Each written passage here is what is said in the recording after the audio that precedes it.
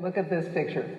These kids have built this little playhouse just out of things that they found. Martha Cooper documented street life and street art, but also as a staff photographer for the New York Post from 1977 to 1980, captured images of a city reeling from a financial crisis and high crime rates in neighborhoods like the Lower East Side.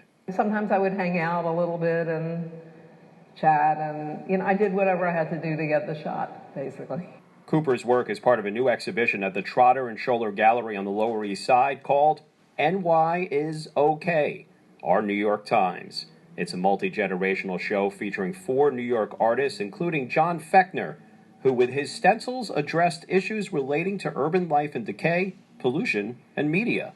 Fekner was a street art pioneer who began his work in the late 1960s. The idea was an element of surprise, which most artists want to do, to surprise somebody with something either spectacular, but for this time and our times, and comparing it to earlier times, for me, empathy was always the chord. That would be the most important thing to try to strike with an audience. The exhibition was curated by Aiko, an influential street artist who also uses stencils along with glitter and spray paints and found materials.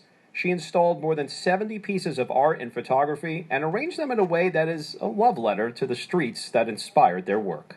I thought it's interesting to put all their picture right next to each other to tell the story about Lower East Side. It's a really new kind of exhibition for us. It's our first street art show, and I think the best decision we made was to just get out of Aiko's way and let her do whatever she wanted in the gallery space, and we're so excited with what she did. Rounding out the quartet of artists is Conrad Stojak, a Queens native who has upcycled old New York City parking meters into artwork, creating vignettes of city life in the dome portion of the meter with figurines and models, almost like snow globes.